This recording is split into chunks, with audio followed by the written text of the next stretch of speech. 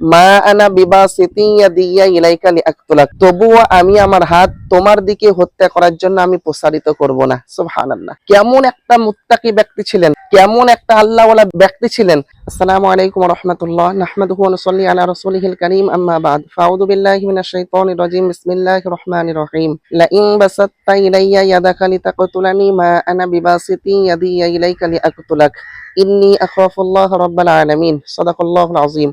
সম্মানিত প্রিয় ভিউয়ার্স, আরেকটি নতুন ভিডিও নিয়ে উপস্থিত হয়েছি আমি আপনাদের সম্মুখে। তো ভিডিওটি কি নিয়ে হবে আপনারা তো থাম্বনেল দেখে অনেকটা বুঝেই নিয়েছেন, একটি গুরুত্বপূর্ণ ভিডিও। তো ভিডিওটি স্কিপ না করে পুরো ভিডিওটি দেখবেন। তো দেখুন, আপনার বিষয়বস্তু হচ্ছিল আপনার কোরবানি নিয়ে। এর পূর্বে আমি আপনাদেরকে মোটামুটি 4-5টা ভিডিও দিয়েছি আপনার কোরবানি সম্পর্কে। তো দেখুন, সেখানে আপনার ঘটনা এসেছিল হাবিল এবং কাবিলের। কাবিল আপনার হাবিলকে আপনার হত্যা করেছিল, হত্যা করতে চেয়েছিল যে কলালা আকতুলান্নাক, তোমাকে আমি হত্যা করে হলেও আমার বোনকে আমি বিয়ে করব, এই কথা আপনার বলেছিল।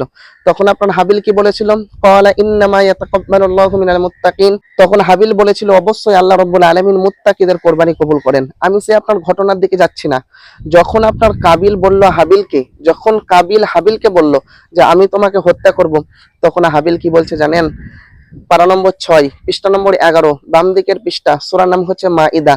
তখন আপনার হাবিল উত্তর দেয়, লা ইন বাসাত্তা ইলাইয়া ইয়াদাকা লিতাকতুলানি, যদি তুমি তোমার হাত আমাকে হত্যা করার জন্য আমার দিকে প্রসারিত করো, মা আনা বিবাসিতি ইয়াদিয়া ইলাইকা লিআকতুলাক, তবুও আমি আমার হাত তোমার দিকে হত্যা করার জন্য আমি প্রসারিত করব না। সুবহানাল্লাহ, কেমন একটা মুত্তাকি ব্যক্তি ছিলেন, কেমন একটা আল্লাহওয়ালা ব্যক্তি ছিলেন। তিনাকে আপনার বলা হচ্ছে যে আমি তোমাকে হত্যা করব, তবুও সে বলছেন যে আমি তোমাকে হত্যা করার জন্য হাত প্রসারিত করব না। কেন?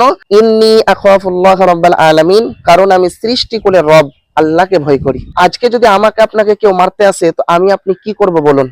আমরা তো খেপে যাব, আমরা আপনার মারার জন্য তাকে তো একদম প্রস্তুত হয়ে যাব। কিন্তু এটা আপনার করণীয় না। আল্লাহ নবী সাল্লাল্লাহু আলাইহি সাল্লাম বলেন, যখন দুটো ব্যক্তি আপসের মধ্যে ঝগড়া করবে, দুটো ব্যক্তি আপসের মধ্যে আপনার লড়াই করবে, আল্লাহ নবী বলেন 2 ব্যক্তি জাহান্নামের মধ্যে যাবে। সাহাবারা বললেন, ইয়া রাসূলুল্লাহ, 2 ব্যক্তি তো আমরা বুঝতে পারলাম না, যে মেরেছে সে জাহান্নামে যাবে, কিন্তু যাকে মারা হয়েছে সে কেন জাহান্নামে যাবে? আল্লাহ নবী সাল্লাল্লাহু আলাইহি সাল্লাম বলেন যে সেও তো মারতে চেয়েছিল কিন্তু সে পারেনি, কিন্তু সেও তো মারতে চেয়েছিল, সেও তো ঝগড়া করছিল, সেও তো লড়াই করছিল, তার জন্য 2 ব্যক্তি জাহান্নামে যাবে। তো এখান থেকে আমি আপনাদেরকে মেসেজ দিতে চাই যে দেখুন, আমাদেরকে সবর করতে হবে। আপনার উপর অত্যাচার হচ্ছে, আপনাকে কেউ মারতে আসে, কেউ আপনার উপর দুশমনি করছে, আপনি সবর করেন। নিশ্চয় ইন্নাল্লাহা মা'আস সাবিরিন, আল্লাহ সবরকারীদের সাথে থাকেন। বুঝতে পারলাম যে হাবিল কতটা একটা মুত্তাকি ব্যক্তি ছিল। যখন তাকে বলা হচ্ছে তোমাকে আমি মেরে ফেলবো, তখন তিনি সেই কথা বলছেন, আমাকে মেরে ফেললেও আমি আমার হাত তোমার দিকে প্রসারিত করব না। সুবহানাল্লাহ।